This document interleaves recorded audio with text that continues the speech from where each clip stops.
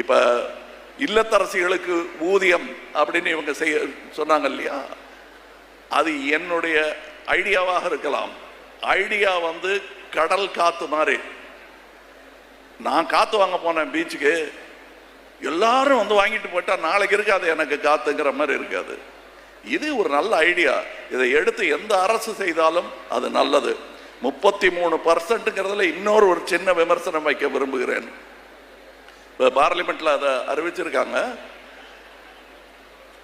அந்த 33% அப்படிங்கிற விஷயம் இருக்கு இல்லையா, அதுல எவ்வளவு பர்சன்டேஜ் நிஜம்?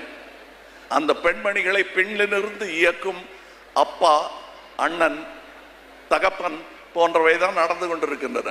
அப்ப அது பெண் சுதந்திரமாக ஆகாது. அது முழுமையான பெண் சுதந்திரம் அல்ல. அது முழுமையா வந்துருச்சுன்னா 30 கூட போதுங்க, 33 வேணாம். அவங்களுக்கு அந்த முழு பவரை கொடுத்துட்டீங்கன்னா 50% தன்னால 5 வருஷத்துல வரும்.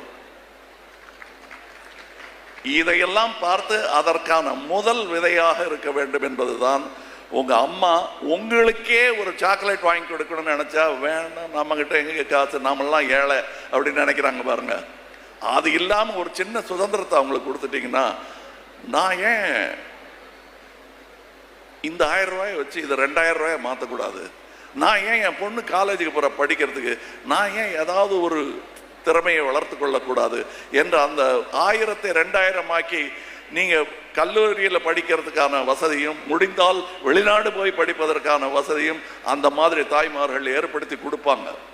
அவங்களுடைய பங்களிப்பு எனக்கு தெரியும். அதனால தான் அவங்களுக்கு அதை பரிந்துரைத்தேன். Thank you sir. தேங்க்யூ.